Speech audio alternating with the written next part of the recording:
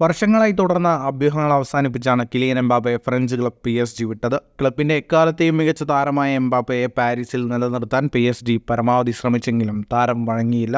Champions league കിരീടമടക്കമുള്ള വലിയ സ്വപ്നങ്ങളുമായി Mbappe PSG വിട പറഞ്ഞു. അടുത്ത സീസണിൽ റയൽ മാഡ്രിഡ് ജേഴ്സിയിൽ എംബാപ്പയെ കാണാനാവുമെന്നാണ് പ്രതീക്ഷിക്കുന്നത്. ഇതോടെ എംബാപ്പയുടെ പകരക്കാരനെ കണ്ടെത്താനുള്ള ശ്രമത്തിലാണ് PSG.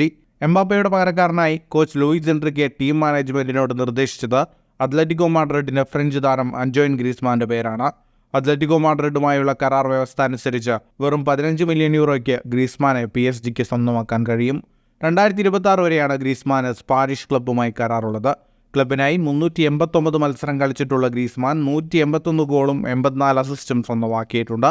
കഴിഞ്ഞ സീസണിൽ 48 മത്സരങ്ങളിൽ അത്ലറ്റിക്കോയ്ക്കായി ബൂട്ട് കെട്ടിയ ഗ്രീസ്മാൻ 24 ഗോളും 8 അസിസ്റ്റും നേടി. 33-കാരനായ ഗ്രീസ്മാൻ എംബാപ്പയുടെ അഭാവം നികത്തുമെന്നാണ് കോച്ച് ലൂയിസ് എൻറിക്കെയുടെ പ്രതീക്ഷ. ഗ്രീസ്മാനൊപ്പം 3 താരങ്ങളെ കൂടി സമ്മർ ട്രാൻസ്ഫർ ജാലകത്തിൽ PSG-യിലെത്തുമെന്നാണ് പ്രതീക്ഷിക്കുന്നത്. ഫുട്ബോൾ ലോകത്തെ കൂടുതൽ വാർത്തകൾക്കും വിശേഷങ്ങൾക്കുമായി സ്പോർട്സ് കഫേ ഇപ്പോൾ തന്നെ സബ്സ്ക്രൈബ് ചെയ്യുക.